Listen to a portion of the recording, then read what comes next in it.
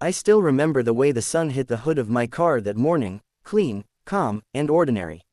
I had no idea that in less than 20 minutes, I'd be in handcuffs, accused of being a criminal, and surrounded by neighbors whispering behind their hands. No idea that someone I barely knew had decided to destroy my life, all because I didn't bow to her petty rules.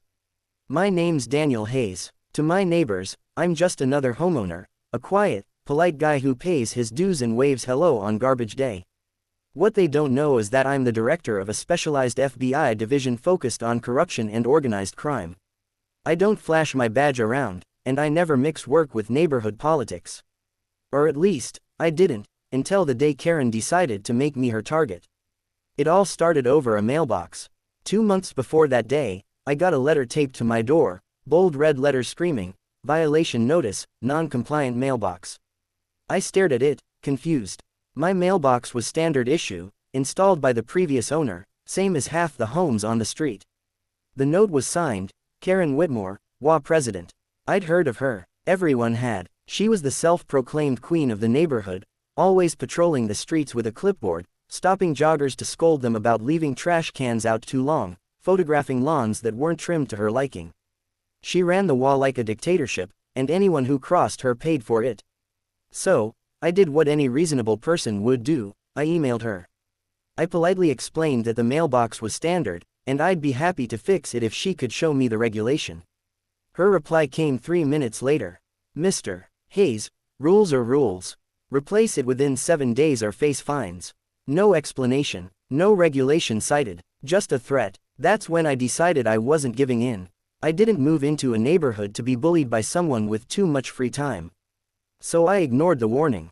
The next week, I got a $150 fine in the mail. Then a $300 one. Then another letter threatening legal action.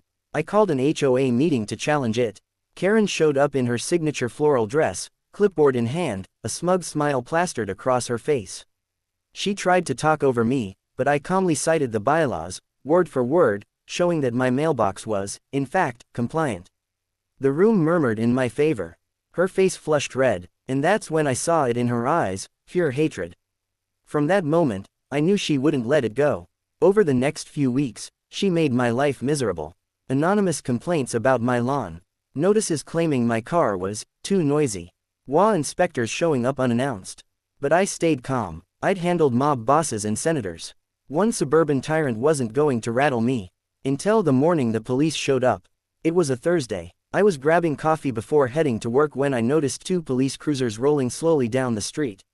My stomach tightened when they stopped in front of my driveway. "Mr. Hayes," the officer said. "Yes, officer. What's going on?" "Sir, we received a report about possible illegal substances in your vehicle. We're going to need to take a look." I blinked. Illegal substances? There must be a mistake. But they were already walking toward my car. I stood frozen as one officer opened the driver's door, another searching with gloved hands. Within seconds, one of them pulled out a small plastic bag from under my seat. White powder inside. He looked up at me, eyes hard. "Sir, you're under arrest for possession of a controlled substance." Neighbors started peeking through curtains. Karen stood across the street, arms folded, fake concern on her face, watching everything. It hit me like a punch to the gut. She'd planted it, but I stayed silent. I let them handcuff me, read me my rights, and escort me to the cruiser. Because I knew something Karen didn't.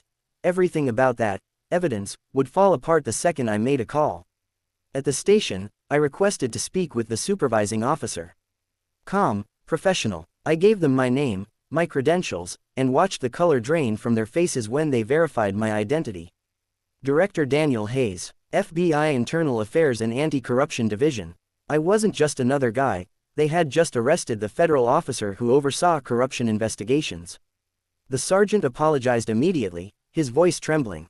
"Sir, we had no idea." "It's fine," I said coolly. "You were doing your job. Let's focus on who set this up."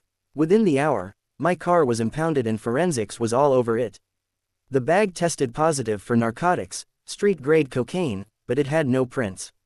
Except one partial, not mine. It took less than a day to match it.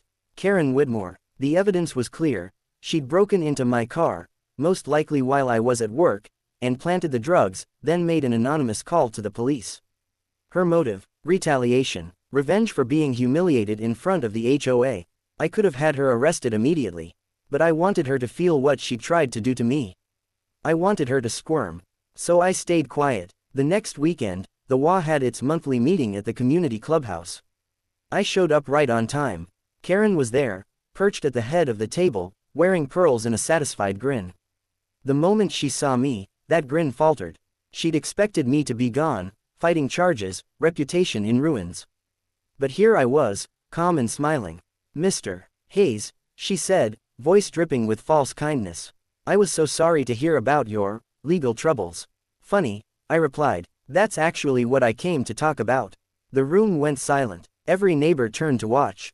"You see," I continued, sliding a folder onto the table, "there was an interesting development. The police found fingerprints on the evidence.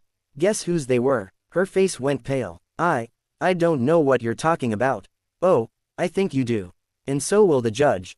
She tried to speak, but I raised a hand. "Karen, you made a serious mistake. You tried to frame a federal officer. That's obstruction, tampering, and conspiracy. You could go to prison." Gasps filled the room. Karen's hands shook, clutching the edge of the table. I leaned in closer. "But here's the thing, I'm not interested in ruining your life.